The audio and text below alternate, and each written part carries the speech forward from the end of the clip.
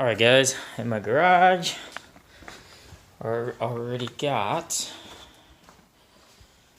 fuel pump out. Alright, just letting it dry out for a bit here. So, thank God I got a rag. I'm just gonna let all this fuel sit out here for a bit, and then take it inside, and then take this apart.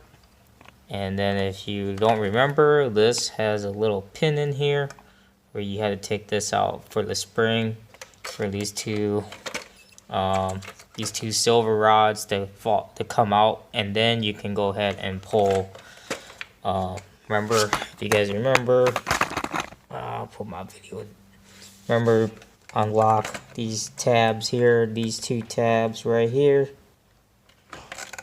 and the other tab is right here. The other tab is right here, in case you guys. So there's 3 tabs, and then that's it. I'm just gonna take this out. Let it sit here for a bit. So, and then I'll go from there. Like I said, I'm gonna have to do some splicing. I'm gonna have to cut that nozzle down a little bit, and then we'll see if everything works from there, and then that's it. Worst case scenario, I'll just install the AEM fuel pump. Alright, so this is the DW, and there's a difference, right? Looks the way I show you guys. This guy's a little bit wider. Oh, this thing's still dripping? Okay. Alright, so I'm gonna show you guys. So bigger, definitely wider at the bottom, and that is a huge difference.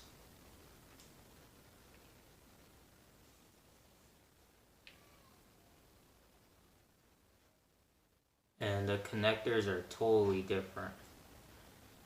So, just trying to see here. Alright, so, I'm gonna take that O-ring out too. But, definitely you guys can see the difference, right? You can see how this nozzle is bigger, a little bit wider at the bottom.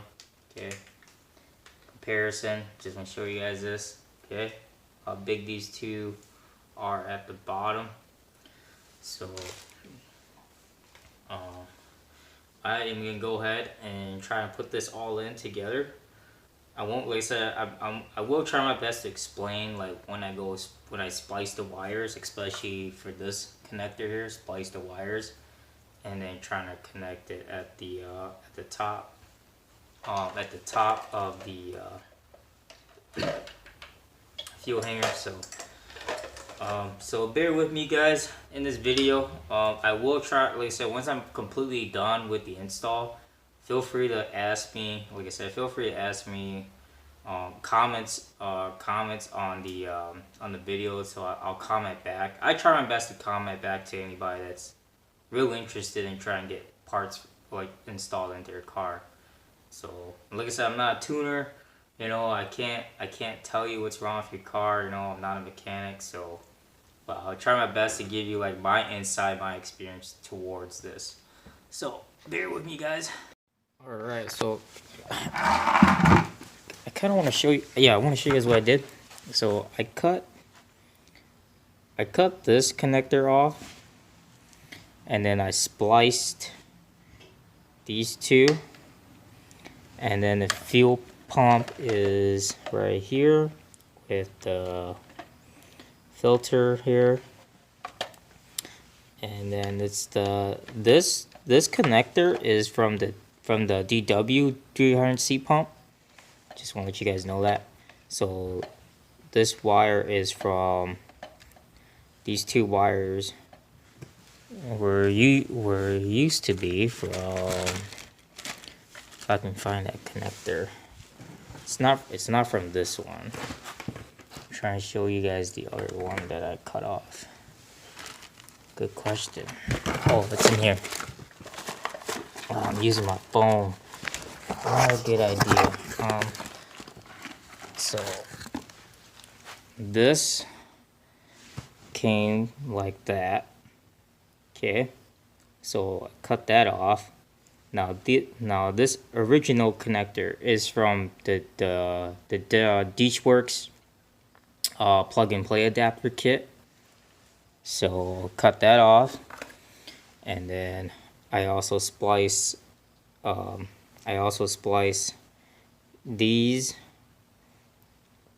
off the pump, because this was connected to the pump, but this is so huge that it won't fit through this gap here. This is big, so it won't fit through here, so that's why I cut this off. In the instructions, I'm gonna show you guys. And then in instructions, it even says right here that they splice these two wires with these two wires and have the connectors, and you crimp both the wires, and then you connect the sensor cable up here, and then this new harness attaches to the fuel pump. So there's a lot of instructions on here, but this is the only one that made sense to me, especially for using the WRX style. If you guys are wondering, the spacers, I took off the white spacer and the two O-rings, and that's how it seats in here right now, like that.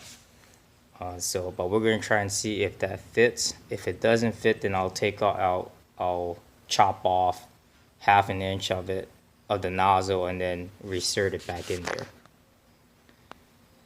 Alright, so I trimmed off this first nipple, and you guys can see that I have the two O-rings and the spacer right here. And notice that the spacer hits at that point here, right where those wires connect to. So I'm just showing you guys what it looks like when you put the spacer and the two O-rings. Worst case scenario, if this doesn't work, then I'll take the spacer out and then cut the last nipple off the nozzle, because there's two of these here, two of those, and then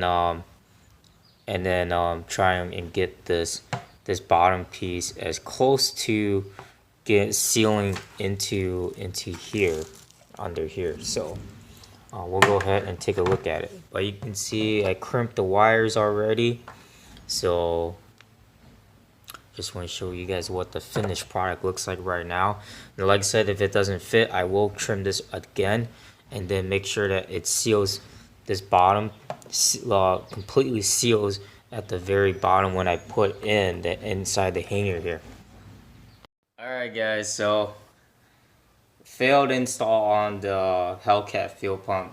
The reason being is because it's so big and bulky at the bottom that it just takes way too much clearance.